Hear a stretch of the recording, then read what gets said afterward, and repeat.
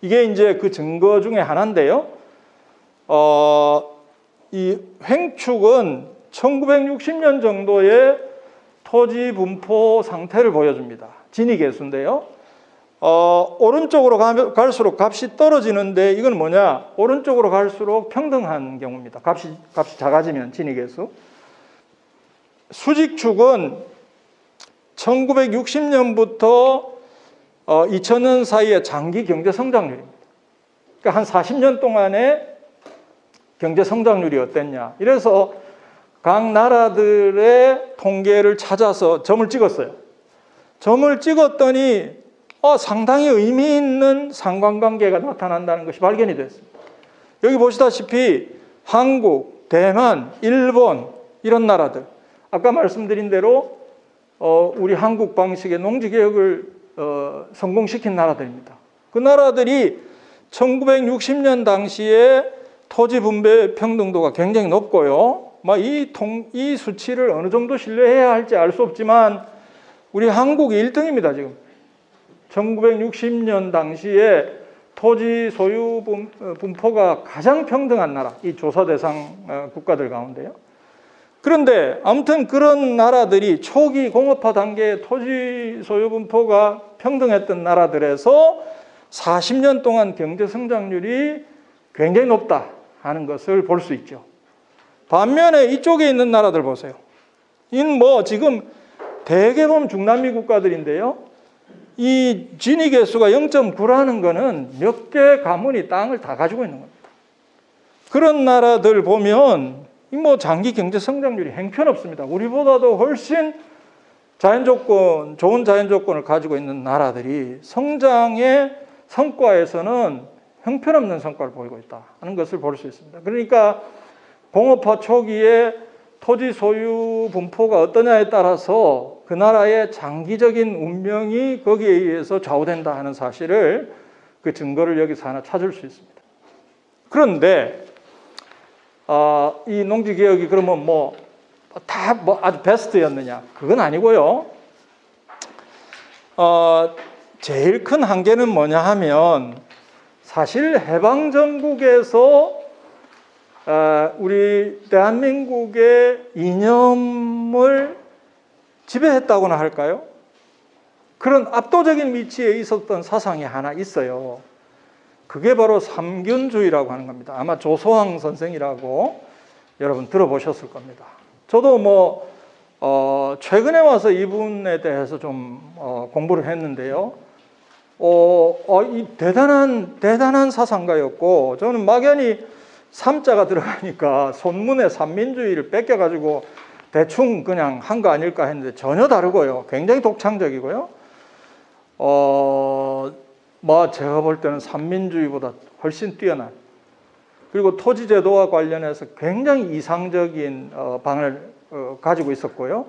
그게 그냥 자기가 독창적으로 새롭게 만들어낸 게 아니라 이분이 역사 가운데서 결국 뭘 회복해야 되느냐? 정도전의 토지개혁 사상, 그리고 그게 허물어지고 난 다음에 조선 후기의 실학파의 토지개혁 사상, 그게 뭐냐 하면 국전제 하에서 농민들에게 똑같이 토지를 나누어주고 농사를 짓게 하는 이런 시스템입니다. 이게 농지개혁에서 일시적으로 우리가 지금 해방 이후에 실현한 거잖아요. 그거를 해야 된다라고 주장했습니다. 그리고 이 조소왕 선생의 이 사상이 1940년대 건국강령이라는 이 임시정부의 그 헌법 문서 가운데 들어갔고요. 지금까지 역사학자들은 대한민국 재헌헌법이 그 건국강령의 영향을 많이 받았다라고 이야기합니다. 그런데 제가 건국강령의 토지 제도 조항하고 재헌헌법의 토지 조항하고 비교를 했더니 한 개밖에 안 같아요. 그냥 농민들에게 토지를 나눠준다, 그것만 있고요. 나머지는 다 달라요. 그러니까 적어도 토지제도와 관련해서는 조소왕 선생의 삼균주의는 대한민국에 들어와서 단절돼 버렸다 하는 사실. 그 점에, 그러니까 조소왕 선생은 토지라고 했을 때는 농지만 얘기한 게 아니에요. 모든 토지에 대해서 어떤 정도전의 사상, 실학파의 사상, 그 정신이 대한민국에도 시행이 돼야 되고 이것이 민주주의하고 결합이 돼야 된다.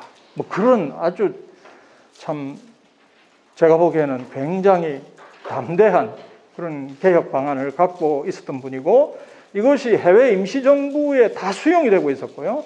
해방정국에서 전부 헌법에 관해서 논의하는 사람은 그분의 사상대로 해야 된다. 다 그렇게 믿고 있었어요.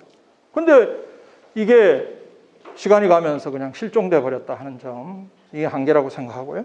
두 번째는 방금 잠깐 말씀드렸습니다만은 농지만 지주들한테 몰수해서 소장농한테 나눠주고 끝내버렸습니다.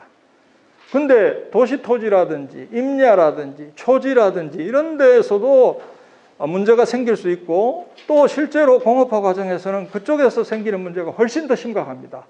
근데 여기에 대해서는 우리나라는 아무런 대책도 세우지 않았습니다. 그냥 농지를 몰수해서 나눠주고 끝. 그래서 여러분이 아시는 대로 저런 토지에서 이제 문제가 생긴 것이죠. 그 다음, 이거는 이제 그 당시로서는 어쩔 수 없었는데요.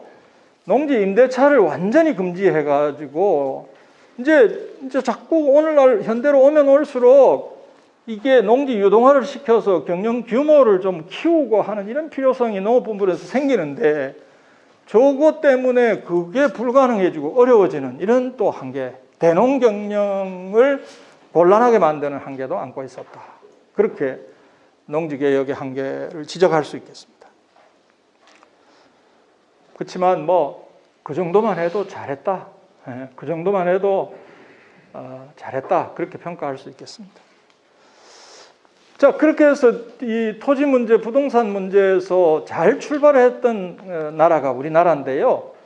이게 이걸 이 상태를 모든 국민이 자기 땅을 가지고 있는 이런 상태, 혹은 모든 국민이 토지에 대한 권리를 똑같이 가지고 있는 이런 상태를 저는 평등집권 사회라고 불러요. 평등집권 사회.